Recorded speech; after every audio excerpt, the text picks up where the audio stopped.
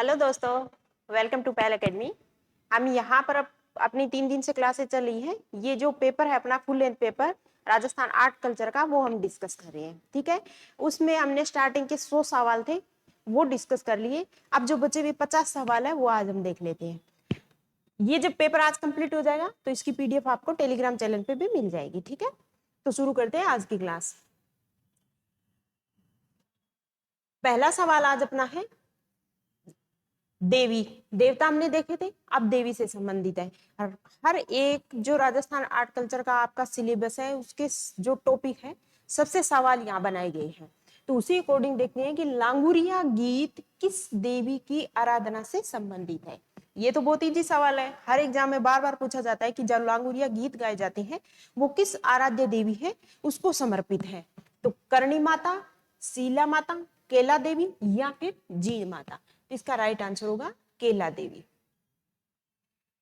केला देवी है, ये कहाँ की है? ये करौली की। ठीक है, करौली में जो यादव वंश था उसकी कुल देवी थी। तो केला देवी का संबंध कहां से है? करौली जिले से। नंबर 1, वहां पर जो देवी का मंदिर बना हुआ है उसी के पास एक हनुमान जी का छोटा मंदिर बना हुआ है। और हनुमान जी को जो समर्पित करके जो गीत गाए जाते हैं या देवी को समर्पित करके जो गीत गाए जाते हैं वो क्या कहलाते हैं? लांगुरिया गीत कहते हैं। तो ये भी सवाल आता है कई बार कि ये लांगुरिया जो गीत गाए जाते हैं ये किस श्रेणी के हैं? तो ये भक्ति पर गीत है। ठीक है, आपसे पूछ ले श्रृंगार पर है, विरह पर है, भक्ति में है या करुण रस से है, तो आप बताना कि ये देवी या हनुमान जी है उनको संबोधित करके भक्ति में जो गीत गाए जाते हैं वो अपने लांगुरिया गीत कहलाते हैं। क्लियर? राजस्थान की वह देवी जिसकी मंदिर में भक्तों की इच्छा के अनुसार शराब का प्रसाद मिलता है। कौन सी देवी है राजस्थान की ऐसी जहां पर शराब का प्रसाद है वो भक्तों को उनकी इच्छा अनुसार दिया जाता है? देखते हैं, जीण माता, केला माता, शीला देवी या फिर अंबा माता। तो इसका राइट आंसर होगा आपका शीला देवी। ठीक है, आमेर की थी, कुल देवी थी ये शीला देवी। तो उसमें भक्तों की इच्छा के अनुसार शराब है उसका प्रसाद भी चढ़ाया जाता है और उनको मिलता भी है। नेक्स्ट है, निम्न में किस लोक देवी को थार की वैष्णो देवी कहा जाता है? बहुत इजी सवाल है, फिर भी देखते हैं। जीण माता, चामुंडा माता, ज्वाला माता या तनोट माता। तो इसका राइट आंसर होगा तनोट माता। अब इसको बोलते हैं थार की वैष्णो देवी, है ना। तो तनोट माता कहां पर है? थार यानी जैसलमेर में इनका मंदिर है। वहां पर जो कारगिल युद्ध हुआ या और जो भी युद्ध होते हैं तो उनसे पहले जो जवान है, सेना के जवान, वो जाकर मत्था टेकते हैं देवी को। तो इस वजह से इसको थार की वैष्णो देवी के नाम से जाना जाता है। क्लियर? और कहां पर है तनोट माता का मंदिर? जैसलमेर में। क्लियर? चलते हैं नेक्स्ट।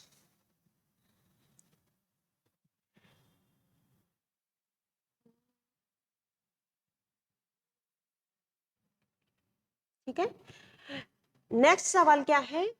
निम्न में किस देवी के थान से अखंड ज्योति प्रज्वलित रहती है जिससे हमेशा केसर टपकती रहती है? ऐसी राजस्थान की कौन सी देवी है, मंदिर है जहां की अखंड ज्योति हमेशा प्रज्वलित रहती है और उनसे केसर टपकती रहती है? तो ऐसी कौन सी देवी का मंदिर है? देखते हैं, शीतला माता, आवड़ माता, नागणेची माता या आईजी माता। तो इसका आंसर होगा आपका आईजी माता। आईजी माता है, उसके मंदिर से हमेशा केसर टपकती रहती है। निम्न में कौन सा युग्म सुमेलित नहीं है? ये बताना है दोस्तों, कैसा कौन सा है जो सुमेलित नहीं है? आईजी माता का मंदिर है वो कहां पर है? बिलाड़ा, जोधपुर में। अभी हमने बात की जिस मंदिर के बारे में जहां पर हमेशा अखंड ज्योति प्रज्वलित रहती है और दीपक है उससे केसर टपकता रहता है, तो वो मंदिर कहां पर है? बिलाड़ा, जोधपुर में है। क्या? आवड़ माता जैसलमेर की, जीण माता सीकर की, नागणेची माता जयपुर की। अब आपसे सवाल में क्या पूछा गया, ध्यान देना कि इनमें से कौन सी माता है जिसका संबंध जो सुमेलित नहीं है उस जगह से। क्लियर? तो देखो, आईजी माता बिलाड़ा जोधपुर आपका बिल्कुल सही है। आवड़ माता आपकी जैसलमेर की है, बिल्कुल सही है, ये आपका सही स्टेटमेंट है। जीण माता आपकी सीकर में है, बिल्कुल सही है। नागनेची माता नहीं, ये जयपुर नहीं है दोस्तों, उनका संबंध ये कहां से? ये जोधपुर, जोधपुर के जो राठौड़ थे वहां थी नागनेची माता का। कहां पर है? जोधपुर में। तो ये याद कर लेना, इसमें से कौन सा सुमेलित नहीं है ये मैंने आपको बता दिया है। क्लियर? नेक्स्ट चलते हैं। प्रसिद्ध त्रिपुर सुंदरी का मंदिर कहाँ पर स्थित है? कौन सा मंदिर? त्रिपुर सुंदरी। दिख रहा है 8, 9 और 10 तीनों सवाल। तो त्रिपुर सुंदरी का मंदिर कहाँ पर स्थित है देखते हैं दोस्तों। बांसवाड़ा, बी आपका जालोर, सी आपका ऑप्शन है डूंगरपुर और डी आपका है नागौर। अब आप बताइए कि त्रिपुर सुंदरी का मंदिर कहाँ पर है? बांसवाड़ा में। ठीक है, कहाँ पर है त्रिपुर सुंदरी? जो राजस्थान की पूर्व मुख्यमंत्री थी श्रीमती वसुंधरा राजे जी, वो कई बार जाती थी त्रिपुर सुंदरी। तो इस वजह से ये सवाल भी, क्योंकि करंट में मान लो एक तरीके से तो बार बार पूछा गया है, तो आप ध्यान रखना कि त्रिपुर सुंदरी मंदिर है वो कहाँ पर है? बांसवाड़ा में है। निम्न में कौन सी राजस्थान की लोक देवी नहीं है? ये भी सवाल है कि इनमें से जो ऑप्शन दे रखा है कौन सी है जो लोक देवी नहीं है। तो देखते हैं, छींक माता, करणी माता, आवरी माता, हिंडिबा माता, इनमें से कौन सी नहीं है? तो इनका संबंध हिंडिबा है, ये कोई लोक देवी नहीं है। तो आपका आंसर होगा डी, हिंडिबा माता है, ये कोई लोक देवी नहीं है राजस्थान की। तो इस वजह से आपका ये ऑप्शन एलिमिनेट हो गया, तो आप इसको करना डी। क्लियर? सांबर में निम्न में किस देवी का मंदिर स्थित है? सांबर में किस देवी का मंदिर स्थित है, ये सवाल है। आपका ऑप्शन है शीला देवी, बावन देवी, शाकंभरी देवी या डी आपका कुंजल माता। तो कौन सी देवी है जिसका मंदिर सांबर में है? तो इसका आंसर होगा शाकंभरी देवी। ठीक है, शीला देवी आमेर की आपकी, तो शाकंभरी देवी है, उनका संबंध कौन है? इनका मंदिर सांबर में। एक शाकंभरी माता का मंदिर है, वो कहां पर है? आपका सीकर में भी है। क्लियर? तो आप ध्यान रखना, शाकंभरी देवी का मंदिर कहां पर है? सांबर में। दिख रहा है? क्लियर? नेक्स्ट चलते हैं। नेक्स्ट है अपना ये रहा 111 नंबर सवाल। दिख रहा है? नेक्स्ट 111 नंबर सवाल कि लोक देवता पीपा जी का मंदिर कहां पर स्थित है? कहां है ना, लोक देवता थे पीपा जी, उनका मंदिर है, वो कहां पर स्थित है, ये सवाल है। तो समराथल बीकानेर में, समदड़ी बाड़मेर में, डोली धूब डूब नहीं धूब धूब अलवर में, डीडवाना नागौर में। तो कहां पर है? तो इसका राइट आंसर होगा कि लोक देवता पीपा जी का जो मंदिर है वो है समदड़ी बाड़मेर में स्थित है। ध्यान रखना, इनका मंदिर कहाँ है? लोक देवता पीपा जी का मंदिर कहां पर है? समदड़ी बाड़मेर में इनका प्रसिद्ध मंदिर है। नेक्स्ट सवाल, जाम्बोजी द्वारा बिश्नोई संप्रदाय का प्रवर्तन कब किया गया? ये सवाल है कि बिश्नोई संप्रदाय का प्रवर्तन किया था संत जाम्बोजी ने, तो कब किया था? 1483, बी 1485, सी 1451, डी आपका 1536। तो इसका राइट आंसर होगा 1485। संत जाम्बोजी थे, ये एक निर्गुण संत है राजस्थान की। निर्गुण मतलब जो ईश्वर का किसी भी तरीके से ये नहीं मानता कि उनका कोई गुण होता है या रूप होता है। ठीक है, वो जो फालतू के जो हम सगुण जैसे मूर्ति पूजा करते हैं, वैसे निर्गुण संत है वो मूर्ति पूजा में या निर्गुण जो संप्रदाय मूर्ति पूजा में भरोसा नहीं करते। सामाजिक समानता पर बल देते हैं, समाज में जो भी कुरीतियां हैं उनका विरोध करते हैं, उनके सुधार के लिए प्रयास करते हैं। जो धार्मिक पाखंड आडंबर होते हैं उनसे वो थोड़े दूर होते हैं, तो वो होता है निर्गुण। राजस्थान में भी निर्गुण और सगुण दो धारा चली थी। उसमें जो संत जाम्बोजी थे ये क्या थे? एक निर्गुण संत थे। तो उन्होंने क्या किया? 1485 में बिश्नोई संप्रदाय की स्थापना कर दी। बिश्नोई यानी जिसमें 20 प्लस आपके कुछ इस तरीके के आचरण के या इस तरीके के नियम थे, तो इस वजह से इनको बोला गया बिश्नोई। ये एक निर्गुण संप्रदाय है। अगर मुख्य बात बोल दे तो संत जाम्बोजी थे, ये क्या थे? एक पर्यावरण वैज्ञानिक इनको बोल सकते हैं, क्योंकि वन जीव जंतु इनकी रक्षा करना, इन प्रकृति प्रेमी थे। तो इस वजह से इस संप्रदाय ने, बिश्नोई संप्रदाय ने मुख्यतः जो जोर दिया वो किस पर दिया? पर्यावरण संरक्षण में। अब उस पर्यावरण संरक्षण में सब आ जाते हैं, अपना नेचर आ जाता है, वन आ जाता है, वन्य जीव आ जाते हैं, जंतु आ जाते हैं। तो उन सब के लिए इन्होंने प्रयास किए थे। तो ये था अपना बिश्नोई संप्रदाय। क्लियर? नेक्स्ट है, निम्न में से स्वयंभू धड़ा कोंडा ग्रंथ किस संत के उपदेश संग्रहित है? ये आपकी सामने दो किताबें दे रखी है, आपको बताना है कि स्वयंभू धड़ा कोंडा ग्रंथ है ये किस संत के उपदेश है जो इन किताबों में संग्रहित है? जसनाथ जी, जाम्बोजी, हरिदास जी और दादू दयाल जी। तो इनका राइट आंसर होगा इसका जसनाथ जी। ये जाट जाति के प्रमुख संत थे जसनाथ जी, जिन्होंने 2 ग्रंथ लिखे थे, स्वयंभू धड़ा और कोंडा ग्रंथ, दोनों याद कर लेना। ये भी क्या थे, निर्गुण संत थे। ये भी झांबू जी की तरह क्या थे, निर्गुण संत थे। और उन्होंने एक संप्रदाय की स्थापना की जो जसनाथी संप्रदाय कहलाता है। और जो ये जसनाथ जी थे, जो एक निर्गुण संत थे, ये इनके जो अनुयायी हैं वो भी निर्गुण संत या निर्गुण परंपरा से संबंधित जो भी आचार विचार होते हैं उन सबको फॉलो करते हैं।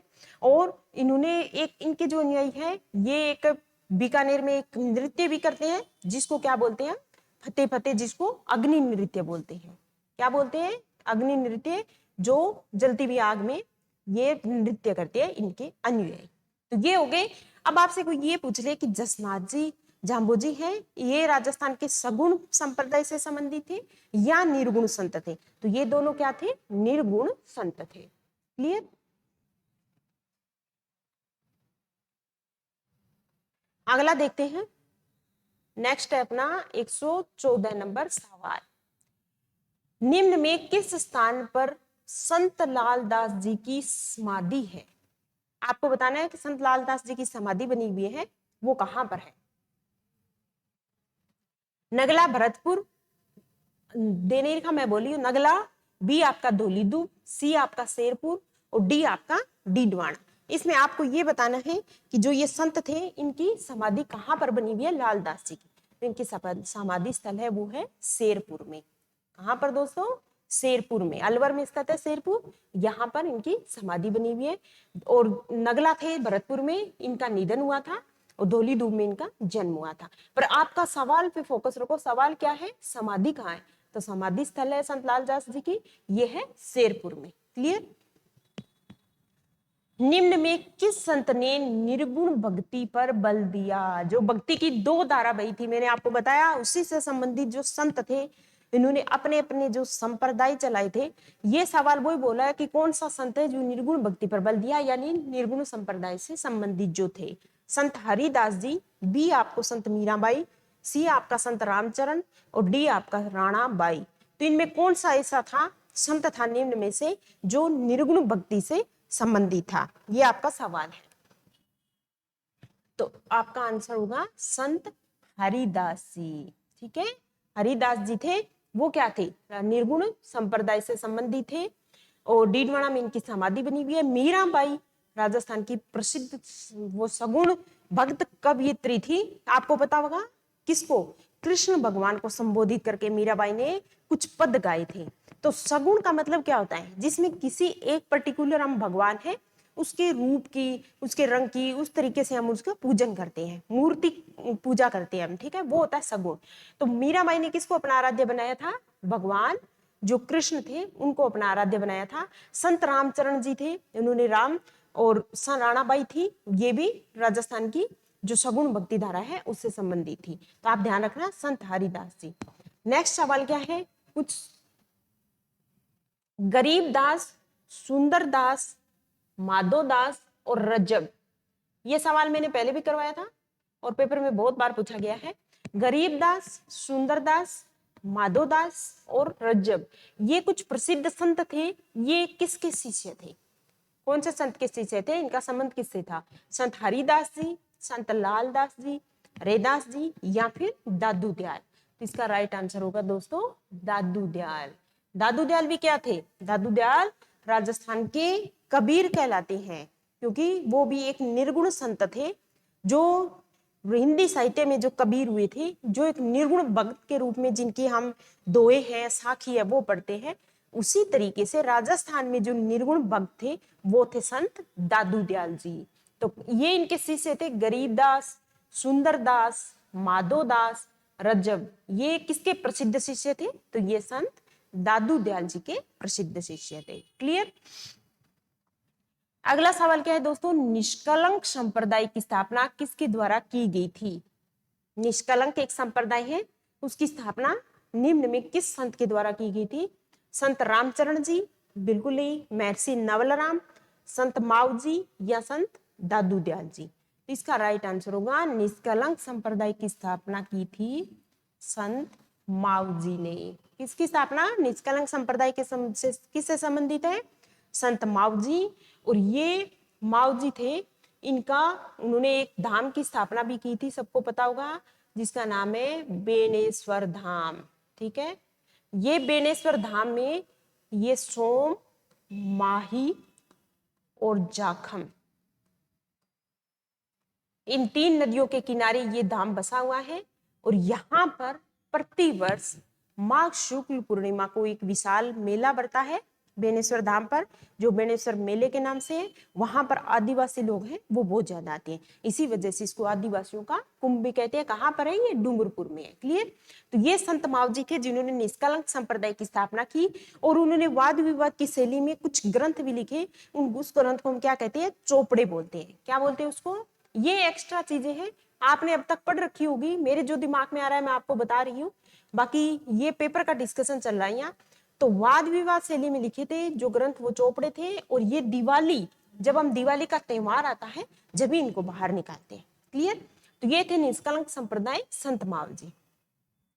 नेक्स्ट सवाल है दोस्तों, सुमेलित कीजिए। कुछ दे रखा है आपको इस तरीके से, यहाँ पर द्वारकाधीश, श्रीनाथ जी, मथुराधीश जी, गोविंद देव जी दे रखे हैं। दूसरी तरफ आपको कुछ जगह दे रखी है, आपको मिलान करना है कि इनकी जो प्रमुख पीठ है वो कहाँ कहाँ पर। क्लियर? चलो देखते हैं इनको। द्वारकाधीश जी कहाँ पर है? कांकरोली में। श्रीनाथ जी कहाँ पर है? नाथद्वारा। मथुरेश जी कोटा। और गोविंद देव जी का मंदिर तो आपको सबको पता होगा, जयपुर। क्लियर? अब इनका मिलान करते हैं। द्वारकाधीश जी मैंने आपको क्या बताया? कांकरोली, यानी 1 का 4। देखो वैसे अगर एक आ रहा है आपको ऑप्शन 1 अगर आपको आ रहा है तो आपको आपका आंसर मिल रहा है। एक ही है, ए में 4, ए का 4 भी है। बी, अब 2 ही रहे, 2 सिंपल इलिमिनेट हो गए आपके। अब श्रीनाथ जी है नाथद्वारा, तो बी का 2 आ गया। मथुरेश जी आपका कोटा में, और डी गोविंद देव जी आपका जयपुर में। क्लियर? तो ये आपके कुछ मिलान करना था, ये आपको सुमेलित करना था, जो हमने देखो अब दिख रहा है सुमेलित करना। बता दिया कि द्वारकाधीश जी थे कांकरोली से, श्रीनाथ जी नाथद्वारा, मथुराधीश या मथुरेश जी कोटा, और गोविंद देव जी अपना कहा है जयपुर। क्लियर? तो ये आपके कुछ मिलान करना था, सुमेलित करना था, वो हमने कर लिया। नेक्स्ट सवाल है, अजमेर में ख्वाजा मोइनुद्दीन चिश्ती की दरगाह है, पता है सबको? उस पर नजर बेचने वाले प्रथम मराठा सरदार थे, वो कौन थे? नजर यानी भेंट बेची थी, तो कौन सा मराठा सरदार था जिसने सर्वप्रथम वहां पर नजर भेजी थी?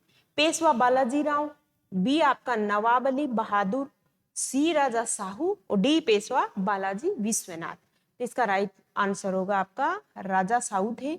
उन्होंने सर्वप्रथम अजमेर में जो ख्वाजा मोइनुद्दीन चिश्ती की दरगाह थी वहां पर नजर भेजी थी, और ये प्रथम मराठा सरदार बने थे। क्लियर? नजर भेजने वाले प्रथम मराठा सरदार थे ये। नेक्स्ट है 120 नंबर सवाल। 120 नंबर सवाल क्या है? प्रमुख संत आपको बता रखे एक तरफ, है ना, और दूसरी तरफ आपको बता रखे उनके द्वारा स्थापित प्रमुख संप्रदाय। अब आपको करना है सुमेलित की इनका जो इनके द्वारा स्थापित जो संप्रदाय थे वो यहाँ पर इनका हो रहा है या नहीं हो रहा, भी ये सुमेलित है या नहीं है, सही है या गलत है। चलो देखते हैं। रामचरण जी थे, उन्होंने राम सनेही संप्रदाय की स्थापना की थी, ये तो सबको पता है, शाहपुरा भीलवाड़ा में उनकी प्रमुख पीठ है। और रामचरण जी थे, उन्होंने क्या किया था? राम सनेही संप्रदाय है उसकी स्थापना की थी। लालगिरी जी थे, संत थे, उन्होंने अलख्या संप्रदाय की स्थापना की। बिल्कुल सही है ये भी दोस्तों। लालगिरी जी जिनका संबंध किससे है? अलख्या संप्रदाय से। हरिदास जी थे, अभी हम निर्गुण संत पढ़ कर आए थे, उन्होंने निरंजनी संप्रदाय की स्थापना की। किस संप्रदाय की? हरिदास जी का था निरंजनी संप्रदाय। संत दास जी थे, उन्होंने किसकी स्थापना की? गुद्दड़ संप्रदाय की। तो गुद्दड़ संप्रदाय के एक तरीके से आपका प्रमुख जो संप्रदाय है और उनके जो संस्थापक है वो आपको याद हो जाएंगे। तो ये था रामचरण जी, राम सनेही संप्रदाय से संबंधित थे। और लालगिरी जी थे जिन्होंने अलख्या संप्रदाय की स्थापना की। हरिदास जी थे जिन्होंने निरंजनी संप्रदाय की स्थापना की। और संत दास जी थे जिन्होंने गुद्दड़ संप्रदाय की स्थापना की थी। ये आपके प्रमुख संत थे। अब इसमें बताना है कि सुमेलित कौन सा है, तो मैंने आपको बता दिया कि इनमें से सब सही है, यानी आपका आंसर होगा डी। आपका आंसर इसमें क्या होगा? डी। 1 2 3 4 चारों ये सुमेलित है आपके। आप इनको याद कर लेना कि गुर्जर संप्रदाय के संस्थापक कौन थे? संत दास जी थे। निरंजनी के हरिदास जी थे। अलख्या संप्रदाय के लालगिरी जी और राम सनी संप्रदाय के रामचरण जी। क्लियर? नेक्स्ट है, निम्न में से कर्नल जेम्स टोड ने किस गणगौर की सवारी का रोचक वर्णन किया? अब संत देवता वो कंप्लीट हो गए। नेक्स्ट अपना कौन सा आ गया? ये आगे तीज त्योहार से संबंधित राजस्थान में जो प्रमुख संप्रदाय, प्रमुख जो धर्म है, उनके कौन कौन से जो त्योहार है वो आते हैं, वो देखते हैं। तो कर्नल टोड ने किस गणगौर की सवारी का रोचक वर्णन किया कि जहां अट्टालिका में बैठकर सभी जातियों की जो महिलाएं थी, जो बच्चे थे, जो पुरुष थे, रंग बिरंगे वस्त्रों में आभूषणों से सुसज्जित हो गणगौर की सवारी थी। तो ये जो इतना भव्य वर्णन किया है कर्नल जेम्स टोड ने, तो किस क्षेत्र की गणगौर का किया है? जयपुर, जयपुर की गणगौर प्रसिद्ध है, उदयपुर, जोधपुर या जैसलमेर। अब हमें स्पेसिफिक बोल दिया कि कर्नल टोड ने अपने इतिहास, अपने साहित्य में इसका वर्णन किया है, वो गणगौर है, वो कौन सी है? तो वो है उदयपुर की गणगौर। ठीक है, उदयपुर की गणगौर का इतना भव्य वर्णन कर्नल जेम्स टोड ने अपनी बुक में किया है। तो ध्यान में रखना कि ये वर्णन किसका है? तो ये उदयपुर की गणगौर के बारे में कर्नल जेम्स टोड ने उपयुक्त कथन है वो बोला है। क्लियर?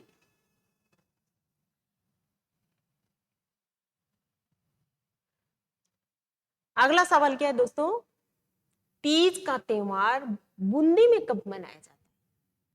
अब हम वैसे तो मनाते हैं, हरियाली तीज मनाते हैं, श्रावण शुक्ल तृतीया अभी आने वाली है, तो वो क्या मनाते हैं? उसको छोटी तीज या हरियाली तीज बोलते हैं। वो तो होते हैं श्रावण शुक्ल तृतीया को। अब यहाँ सवाल क्या बोला है आपका कि बूंदी में जो तीज मनाई जाती है वो कब मनाई जाती है? तो श्रावण शुक्ल तृतीया नहीं, ये तो छोटी तीज है। भाद्रपद कृष्ण तृतीया, श्रावण कृष्ण तृतीया या भाद्रपद शुक्ल तृतीया। तो आपको स्पेसिफिक वर्णन किया गया है कि जो बूंदी में मनाई जाती है वो कब होती है? तो वो होती है भाद्रपद कृष्ण तृतीया। ठीक है, जिसको कजली तीज भी हम बोलते हैं। बूंदी में मनाई जाती है कजली तीज, और भाद्रपद कृष्ण तृतीया को ये तीज है ये मनाई जाती है। निम्न में किस स्थान का होली के अवसर पर नहान का आयोजन प्रसिद्ध है? नहान कहां पर किया जाता है? होली के अवसर पर अलग अलग क्षेत्र में, कोई कोड़ा मोर होली खेलता है, कोई पत्थर मार होली खेलता है ना। उसी तरीके से ये पूछ रहे हैं कि नहान कहाँ आयोजित होता है? सांगोद कोटा में, बाड़मेर में, सी आपका जयपुर में, डी आपका जोधपुर में। तो इसका राइट आंसर होगा ए, यानी जो नाड़ फेमस है ये सांगोद अपना कोटा का फेमस है, जो होली के अवसर पर मुख्यतः किया जाता है। अगला सवाल क्या है? जैन संप्रदाय से संबंधित जो पर्युषण पर्व मनाया जाता है ये कब मनाया जाता है? जैन धर्म से संबंधित एक पर्व है पर्युषण पर्व, ये कौन से महीने में मनाया जाता है? ए भाद्रपद, बी श्रावण, सी आश्विन और डी आपका फाल्गुन। तो ये जो महीने हैं इनमें से पर्युषण पर्व है जिसका संबंध जैन धर्म से है वो भाद्रपद महीने में मनाया जाता है। जैन धर्म से संबंधित प्रमुख त्योहार, बौद्ध धर्म से संबंधित प्रमुख त्योहार कौन कौन से हैं? सिखों के प्रमुख त्योहार, ईसाई धर्म से संबंधित प्रमुख त्योहार है वो कौन कौन से हैं? हिंदुओं के तो चलो हम मनाते हैं, तो हिंदू धर्म से संबंधित कौन कौन से हैं? तो ये वो वाले त्योहार है जो सिर्फ प्रीलिम्स में नहीं, अब जो इंटरव्यू हो रही है फिलहाल, जो आरएच के इंटरव्यू चल रही है उसमें भी आपसे इस तरीके के सवाल पूछे जा रहे हैं। तो आपको ध्यान देना है कि ये जो पर्युषण पर्व है इसका संबंध या जैन धर्म से संबंधित प्रमुख दो धर्म जो त्योहार है उनके आप नाम बताइए। कब मनाई जाती है वो आपको पता होना चाहिए, क्यों मनाई जाती है वो भी आपको पता होना चाहिए। बुद्ध धर्म से संबंधित प्रमुख त्योहार बुद्ध पूर्णिमा है, क्यों मनाते हैं हम बुद्ध पूर्णिमा, है ना? तो उसका भारत से क्या संबंध है? तो इस तरीके की ये जो सामान्य जानकारी है ये आपको पता होना चाहिए। ये प्री या मेंस में नहीं, इंटरव्यू में भी इस पैटर्न के सवाल इस बार आपसे पूछे जा रहे हैं। ठीक है, नेक्स्ट चलते हैं 125 नंबर सवाल। निम्न में कौन से युग में सही सुमेलित है? कौन सा युग में जो सही सुमेलित है? आपका मेला देखना है, पुष्कर मेला कहां पर? अजमेर में। बिल्कुल पुष्कर है अजमेर में ही है, तो अजमेर में उसको कार्तिक पूर्णिमा को पुष्कर मेला लगता है, पता है आपको। शिवरात्रि का मेला कहां पर? सीवाड़ में। दधी माता का मेला कहां पर? गोठ मांगलोद। और चार भुजा का मेला उदयपुर। अब आपको सही बतानी है कि इसमें से कौन सा सही है। तो ध्यान से देखें तो सब के सब आपके जो कथन है सारे 1 2 3 4 सब सही है, क्योंकि पुष्कर मेला है वो अजमेर में बढ़ता है। आपका शिवरात्रि है मेला है वो सिवाड़ में, दधी माता मेला गोठ मांगलोद में, और चार भुजा का मेला है वो उदयपुर में बढ़ता है। ठीक है, इनकी कब कब होती है वो आप ध्यान से देखना। ये भी पूछ सकती है कि आगे इस तरीके के सवाल भी पिछली जो प्री हुई थी उसमें सवाल थे कि जैसे तीज का त्योहार का मनाया जाता है, होली है जो फाल्गुन पूर्णिमा को, इस तरीके से भी आप इनको अच्छे से तैयार कर लेना। नेक्स्ट सवाल क्या है, निम्न में से गलत युग्म को पहचानना है। अभी हम सही की पहचान कर रहे थे, अब हमको करना है गलत युग्म। बेनेश्वर मेला है वो डूंगरपुर में, ये तो मैंने आपको अभी जो पीछे क्लास में डिस्कशन करवाया उसमें भी बता दिया था आपको। संत मावजी, बेनेश्वर धाम, बेनेश्वर मेला, माघ पूर्णिमा, है ना। तो ये आपका सही है बेनेश्वर मेला। अपन हमको क्या करना है, गलत चीज है वो ढूंढनी है। तो बेनेश्वर मेला डूंगरपुर, बादशाह का मेला ब्यावर, मरु महोत्सव बाड़मेर। आ गया गलत। गौतमेश्वर मेला सिरोही, बिल्कुल सही है। तो आपका गलत क्या हो गया दोस्तों, मरु महोत्सव। मरु महोत्सव बाड़मेर में नहीं होता, मरु महोत्सव है वो जैसलमेर में होता है। मरु महोत्सव का आयोजन कहाँ किया जाता है, जैसलमेर में। और बाड़मेर में कौन सा होता है, फिर बाड़मेर में होता है थार महोत्सव। दोनों याद कर लो, ये भी सवाल बहुत बार आते हैं आपके, इजी सवाल है। थार महोत्सव कहां पर, थार महोत्सव बाड़मेर में, और मरु जैसलमेर। मरु आपका जैसलमेर। क्लियर, तो ये याद रखना। नेक्स्ट है, निम्न में कौन सा मेला वर्ष में 2 बार आयोजित होता है। ये जो दे रखे हैं, हो सकता है और भी मेले हो जिनको 2 बार जिनका आयोजन किया जाता हो, पर आपके ऑप्शन दे रखे हैं उसमें से बताना है कि इनमें से कौन सा है जो साल में 2 बार बढ़ता है। ठीक है, पुष्कर मेला नहीं, ये तो कार्तिक पूर्णिमा को एक बार होता है। शीतला माता का मेला, बेनेश्वर मेला, ये भी एक बार होता है माघ पूर्णिमा को। शीतला माता का भी एक बार ही होता है ना।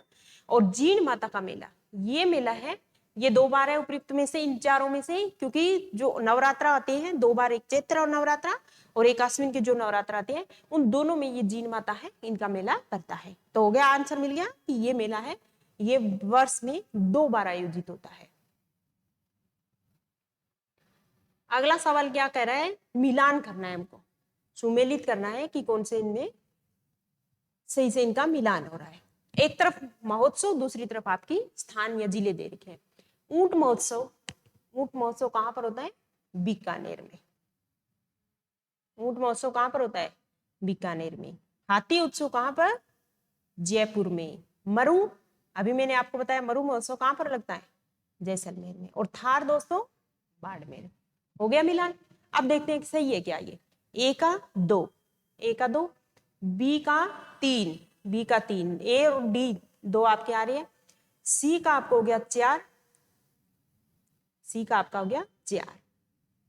तो आपको आपका आंसर मिल गया कि ए का आपका हो गया 2, ए का 2, बी का 3, सी का आपका 4, डी का आपका 1, यानी आपका जो सही आंसर होगा वो होगा ए। क्लियर, तो इनको याद कर लीजिए अच्छे से। ऊंट महोत्सव कहां पर होता है, बीकानेर में। हाथी महोत्सव जो मार्च में होता है वो कहां पर, जयपुर में। जो थार मरु महोत्सव होता है वो कहां पर होता है, जैसलमेर में। और थार महोत्सव का आयोजन कहां पर किया जाता है, बाड़मेर जिले में। क्लियर, निम्न में से कौन सा त्योहार है जो ईसाई धर्म से संबंधित नहीं है, नहीं है पूछा है दोस्तों कि इनमें से ऐसा कौन सा त्योहार है जो ईसाई धर्म का नहीं है। तो ये गुड फ्राइडे, गुड फ्राइडे तो ईसाइयों का है। क्रिसमस, क्रिसमस डे हम मनाते हैं वो भी किसका, ईसाई धर्म का। नवरोज या ईस्टर, तो ध्यान रखना इंटरव्यू में भी आपसे अगर पूछ ले ईसाई धर्म से संबंधित प्रमुख त्योहार बताओ तो आप बता देना कि गुड फ्राइडे, क्रिसमस, ईस्टर और नववर्ष, ये 4 त्योहार है जो ईसाई धर्म से संबंधित है।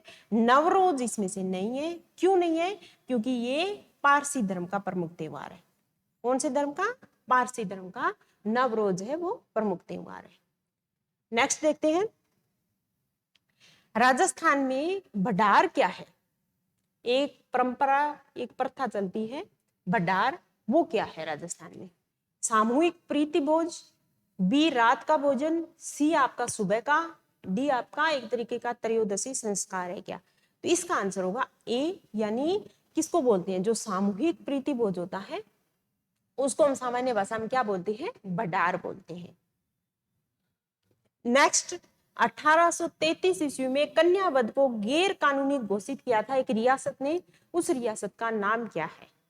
किसको? कन्यावध को गैर कानूनी घोषित किया था राजस्थान में एक रियासत ने सर्वप्रथम। वो कौन सी रियासत है? ए कोटा, बी पाली, सी सिरोही और डी आपका बारा। इसका राइट आंसर होगा कोटा। कोटा ने सर्वप्रथम कन्यावध को गैर कानूनी घोषित किया। और कब किया? 1833 ईस्वी में। ये भी सवाल आया हुआ है कब, तो आप इसको याद कर लीजिए कि 1833 में। नेक्स्ट सवाल है, सती प्रथा को सर्वप्रथम कब और कहां गैर कानूनी घोषित किया गया था? दोनों पूछ लिया इस सवाल में, कब और कहां गैर कानूनी घोषित किया? किसको? सती प्रथा को। 1856 ईस्वी में उदयपुर ने, 1848 ईस्वी में कोटा में, या 1822 ईस्वी में बूंदी जिले ने इसको गैर कानूनी घोषित किया, या इनमें से कोई नहीं। तो जो सती प्रथा थी उसको सर्वप्रथम गैर कानूनी 1822 ईस्वी में, याद करो कौन सी? 1822 ईस्वी में। और कहां पर? बूंदी जिले में। बूंदी जिले ने सती प्रथा को सर्वप्रथम 1822 ईस्वी में गैर कानूनी घोषित किया था। क्लियर? नेक्स्ट सवाल क्या है? किस राजपूत राजा ने सर्वप्रथम विधवा पुनर्विवाह हेतु नियम बनाने के प्रयास किए थे? विधवा पुनर्विवाह से संबंधित नियम बनाने के प्रयास किए थे कि रियासत ने, तो उसके वो जो राजा थे वो कौन थे?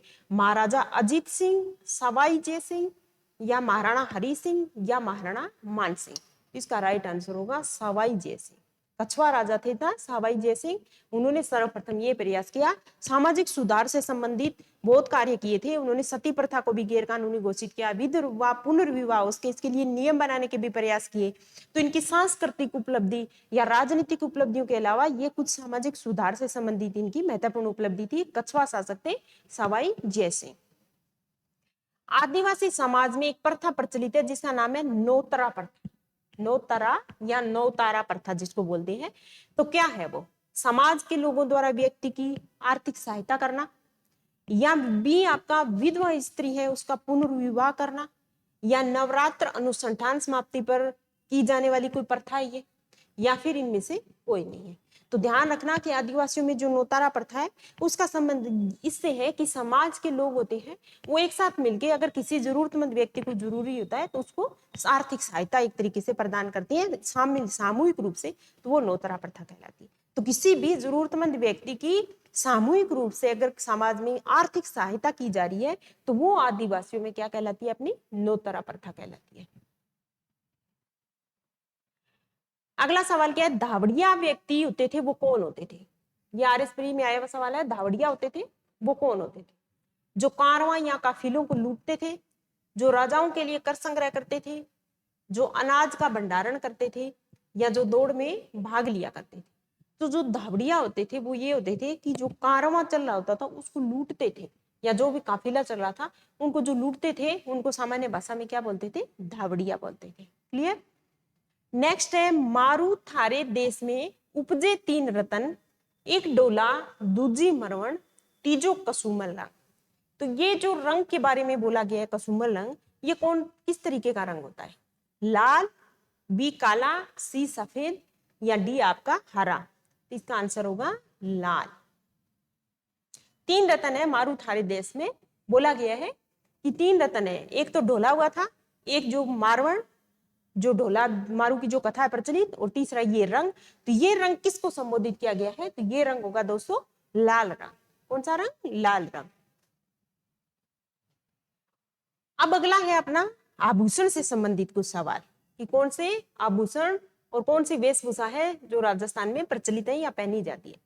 दांतों के बीच में सोने की कील जड़वाई जाती है, वो आभूषण पहना जाता है, उसको हम सामान्य भाषा में क्या बोलते हैं?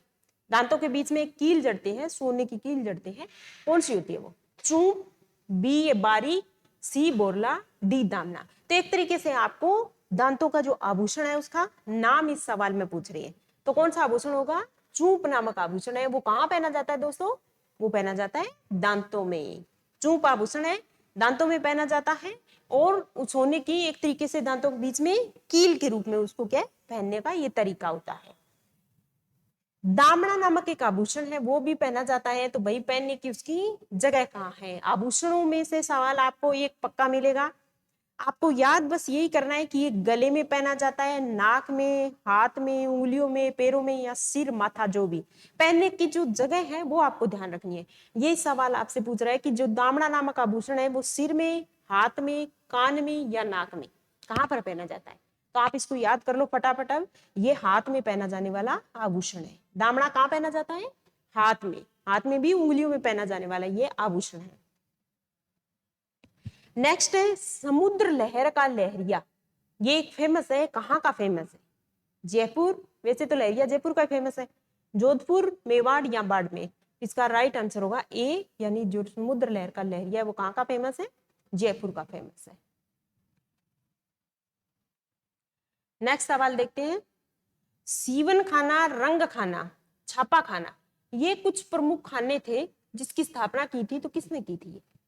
सूरत खाना याद होगा, हमने चित्रकला से संबंधित जो भी चैप्टर हम पढ़ते हैं उसमें सूरत खाना भी होता है एक, यानी चित्रकला से संबंधित प्रमुख चित्रकार हैं उनको एक जगह उपलब्ध करवाने के लिए, ताकि वहां पर बैठ के वो आराम से अपनी चित्रकारी है वो कर सके, तो उसको हम बोलते थे सूरत खाना। उसी तरीके से सीवन खाना, रंग खाना, छापा खाना ये भी है। तो सवाई प्रताप सिंह, सवाई जय सिंह, सवाई मान सिंह या राम सिंह? इसका राइट आंसर होगा सवाई जय सिंह। यही वो है कछवा शासक जयपुर के सवाई जय सिंह, उन्होंने इनकी स्थापना की थी। बेटी के जन्म पर मां के लिए जो मातृ पक्ष की ओर से पोमचा दिया जाता है उसका रंग क्या होता है दोस्तों? गुलाबी, लाल, पीला या हरा? तो सवाल ध्यान से पढ़िए। मातृ पक्ष की ओर से ही आता है, पोमचा आता है वो पियर की तरफ से, मातृपक्ष बोलो पियर की तरफ से। इसमें पूछा है कि बेटे के जन्म पे जो पोमचा आता है उसका रंग क्या होता है? बेटे के जन्म पे जो पोमचा आता है उसी के नाम पे पोमचा उसका नामकरण किया जाता है, वो तो होता है पीले रंग का। पर यहाँ पूछा है बेटी के जन्म पर जो दिया जाता है वो होता है गुलाबी रंग का। कौन से रंग का? गुलाबी रंग का। अगला सवाल क्या है? राजस्थान में पुरुषों द्वारा मुर्किया, लौंग, झाले, छेल खड़ी, ये कुछ आभूषण है, ये पहने जाते हैं। कहाँ पर पहने जाते हैं?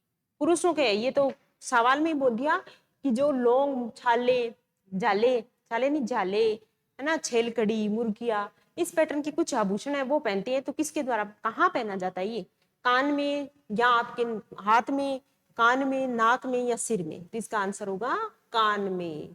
याद कर लो, ये पुरुषों द्वारा पहने जाने वाले आभूषण है जो कान में पहनते हैं। अब नेक्स्ट सवाल है आपका सुमेलित करना है। कुछ एक तरफ आपके आभूषण दे रखी है, दूसरी तरफ उनके पहने जाने की जो जगह है वो दे रखी है। तो हम देखते हैं कि यह आभूषण धारण करने का स्थान कहाँ है। ठूसी, पीपलपत्रा, दामड़ा या बोरला? आपको अगर पीछे के जो पेपर हमने किया है उसी तरीके से दामड़ा एक आया था शब्द, अभी हमने उसको डिस्कशन किया था कि कहां पर पहना जाता है। तो उसी के आधार पे अगर इस सवाल को हल करने की कोशिश करें तो देखते हैं। दामड़ा मैंने आपको बताया था हाथ, है ना, हाथ। तो दामड़ा यहाँ क्या दे रखी है? उंगली दे रखी है, तो इसको कर देते हैं हम सी का 2 कर देते हैं, यानी सीधे सीधे 2 आंसर तो आपके कटी हो गई। सी का 2 इसमें है, बस यही तो है, एक किसी में नहीं है। तो अगर पीछे के ये जो पेपर इसी में देखें तो भी ये सवाल आपका सही हो रहा है। अब और मिलान कर लेते हैं। ए का 4, उसी कहाँ पर? कंठ में पहनी जाती है। बी का 1, पीपल पत्रा कहाँ पहना जाता है? कान में। पीपल पत्रा कान में। दामड़ा हमने देख लिया हाथ में यानी उंगली में, और डी का 3 बोरला आपका सिर में। तो ये आभूषण कुछ है, इनको अच्छे से याद कर लीजिए कि ठूसी पहनने की जगह कहाँ पर है? कंठ में। यहाँ पर कंठ में पहनते हैं ठूसी। पीपल पत्रा कान में पहना जाने वाला आभूषण है। दामड़ा उंगली कह दो, उंगली, उंगलियां भी कौन सी? हाथ की उंगलियां। बोरला सिर पर पहना जाता है। बोरला तो सबको पता है, ये सिर पर पहना जाने वाले प्रमुख आभूषण है। अगला भी आभूषण से संबंधित सवाल है। तिमणिया नामक एक आभूषण है वो पहना जाता है, तो ये कहां पर पहना जाता है? तिमणिया नामक आभूषण है कहां पर? तो सिर पर, बी हाथों में, सी आपके गले में पहनते हैं, डी आपका कान में। तो तिमणिया याद कर लीजिए आप, गले में पहना जाने वाला प्रमुख आभूषण है। राजस्थान में महिलाओं द्वारा तिमणिया आभूषण पहना जाता है, और कहां पर पहना जाता है? गले में। टिमणी आभूषण गले में पहना जाने वाला आभूषण है।